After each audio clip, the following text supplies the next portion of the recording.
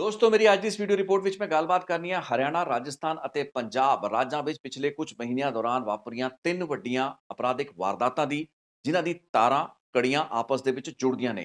इस रिपोर्ट ਨੂੰ मैं हिंदी ਵਿੱਚ बनावांगा। राजस्थान और हरियाणा में बहुत से सब्सक्राइबर और व्यूअर इस रिपोर्ट को शायद हिंदी में सुनना भी चाहेंगे क्योंकि ज्यादा बड़ी आपराधिक वारदातें राजस्थान और हरियाणा की हैं। सो आज मैं इस रिपोर्ट में बात करूंगा 29 जनवरी, इसी साल 29 जनवरी को हुए राजन लाडवा की हत्या के मामले और उससे जुड़ी हुई तफ्तीश, जो कि इस वक्त काफी ज्यादा आगे पहुंच चुकी है। इस मामले में सभी, लगभग सभी अपराधियों को, हत्यारों को गिरफ्तार किया जा चुका है। हरियाणा पुलिस, हरियाणा की एसटीएफ, अलग अलग जिला पुलिस ने बहुत अच्छा काम किया है और 29 जनवरी को राजन लाडवा के आधे जले हुए शव की बरामदगी के 3 हफ्ते के भीतर उन सभी क्रिमिनल्स को धर दबोचा गया है। हत्या की गुत्थी तो सुलझी ही है, लेकिन सोशल मीडिया पोस्ट के जरिए जो दावे पंजाब के कुछ गैंग्स और गैंगस्टर्स द्वारा इस हत्या के संदर्भ में किए गए थे, उसके बारे में भी कई जानकारियां उभर कर सामने आई हैं, जिन्हें मैं आज की इस रिपोर्ट में आपके साथ साझा करूंगा। मैं आपको ये बता दूं कि बैकवर्ड लिंकेज में राजन लाडवा के हुए मर्डर के तार जुड़ते हैं लक्ष्मण देवसी के कत्ल, जो कि अगस्त 2023 में हुआ था। राजस्थान का शराब कारोबारी लक्ष्मण देवसी सांचौर जिले में रहता था, वहीं वो ऑपरेट करता था। 7 अगस्त की घटना बताई जाती है जब लक्ष्मण देवसी का कत्ल किया जाता है। यही व्यक्ति राजन लाडवा, जो क्रिमिनल था, शूटर था, अपने एक और साथी साहिल, जो कि हरियाणा के हमीदा गांव का था, और उसके साथ कुछ और गुर्गों के साथ गया। लक्ष्मण देवसी राजस्थान में शराब का कारोबारी था, लेकिन गुजरात में अवैध शराब के कारोबार में एक वांछित अपराधी था, जिसकी तलाश गुजरात एटीएस को, गुजरात पुलिस को थी। समझा यह भी जाता है कि जिस वक्त लक्ष्मण देवसी को गोलियां मारी गई सांचौर में, उस वक्त वो पुलिस के सामने आत्मसमर्पण करने जा रहा था, लेकिन उससे पहले ही उसकी जीप को घेर कर राजन लाडवा, साहिल और उसके साथियों ने गोलियों से ढेर कर दिया। लक्ष्मण देवसी की मौत हो जाती है। इसके बाद राजस्थान पुलिस इन शूटर्स की तलाश में कई जगह छापेमारी करती है, लेकिन कई महीनों तक कोई भी शूटर राजस्थान पुलिस गिरफ्तार नहीं कर पाई।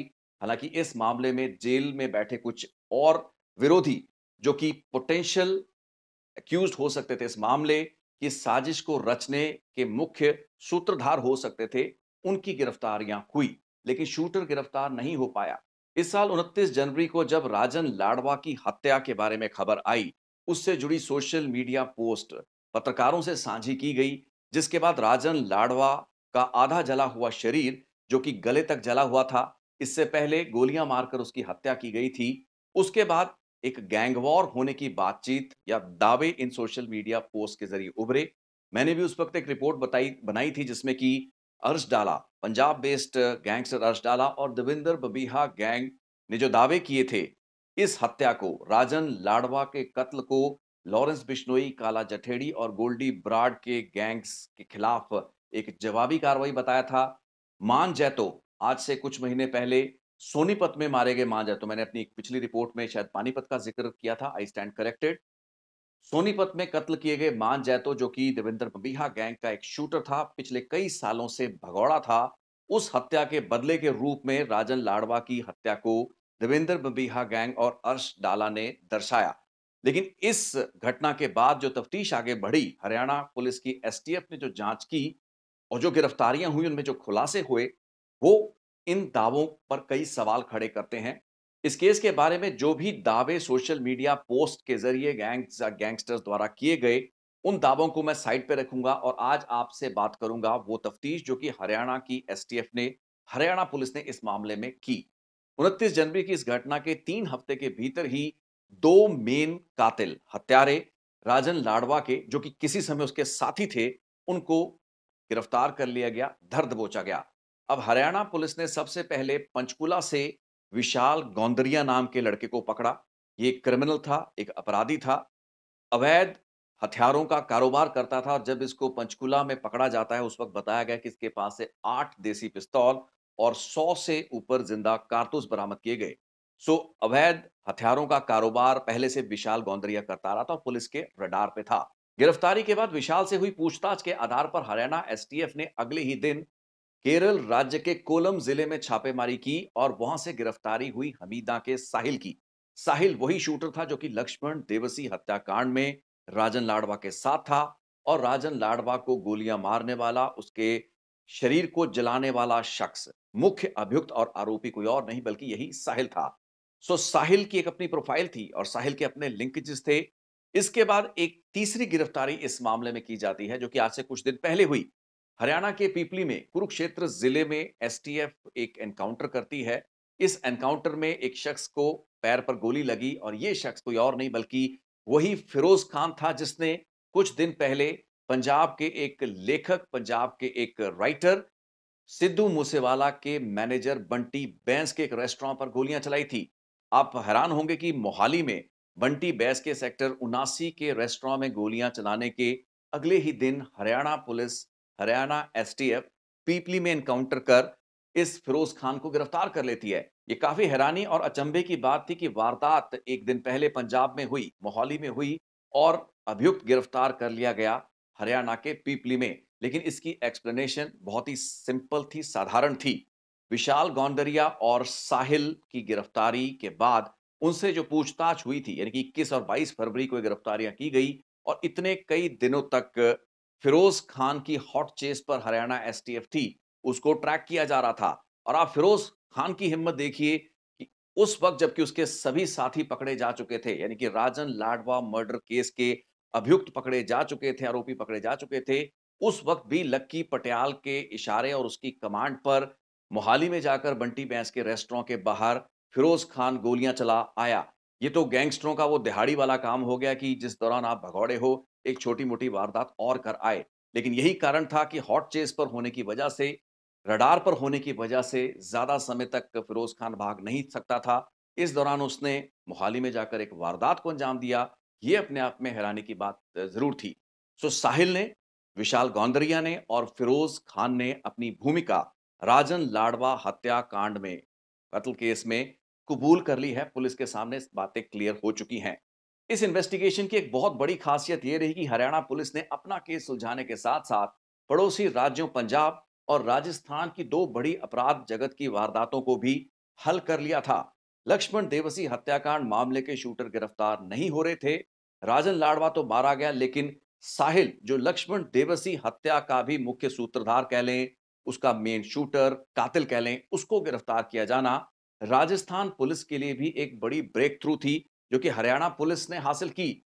क्योंकि साहिल के जरिए ही वो सारी लिंकेजेस, विदेशों में कौन से सरगना बैठकर इन वारदातों को अंजाम दिलवा रहे थे, लक्ष्मण देवसी की हत्या को किस गैंगस्टर और किस सर्किट के जरिए आउटसोर्स किया गया, कॉन्ट्रैक्ट किया गया, इसके बारे में काफी महत्वपूर्ण जानकारी पुलिस को मिलती हुई नजर आ रही है।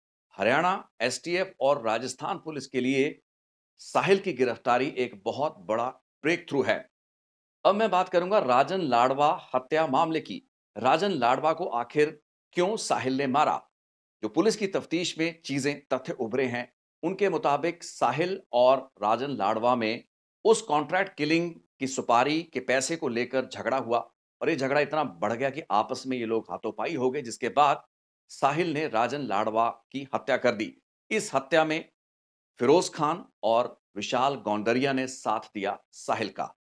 ये तो बड़ा कारण रहा। लेकिन इस हत्या से पहले राजन लाडवा आपस में बातचीत के दौरान एक बात इन लोगों को बता चुका था कि वो कुछ ऐसे लोगों के साथ लिंक में रहा है जो कि आगे लॉरेंस बिश्नोई से जुड़े हुए थे।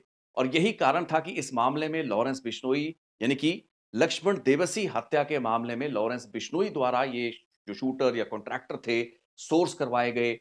हालांकि 20 से 25 लाख रुपया इन शूटर्स को सुपारी कॉन्ट्रैक्ट किलिंग के लिए दिया जाना था, ये बातें उभरी। लेकिन ना तो लॉरेंस बिश्नोई ने, ना ही उसके किसी भी और गैंगस्टर ने लक्ष्मण देवसी की हत्या की जिम्मेवारी ली। सवाल यह बड़ा खड़ा हुआ कि राजन लाडवा क्या लॉरेंस बिश्नोई से जुड़ा भी था? लेकिन इस हत्या, यानी कि लक्ष्मण देवसी की हत्या, कनेक्ट नहीं हो पाई लॉरेंस बिश्नोई के गैंग के साथ।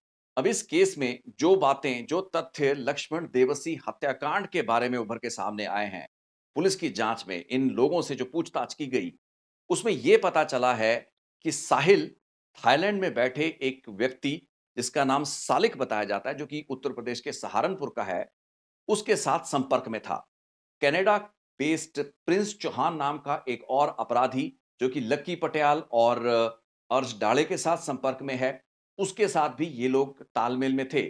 सो थाईलैंड का सालिक, कनाडा का प्रिंस चौहान और साहिल जो मेन शूटर था राजन लाडवा के साथ, ये लोग संपर्क में थे और 20 से 25 लाख की सुपारी कनाडा बेस्ड प्रिंस चौहान के जरिए साहिल को मिलनी थी और शायद वो मिली भी होगी। और इसी पैसे के लेन-देन को लेकर, उसके आवंटन को लेकर जब आपस में झगड़ा हुआ और ये झगड़ा गोलीबारी की घटना में तब्दील हो गया।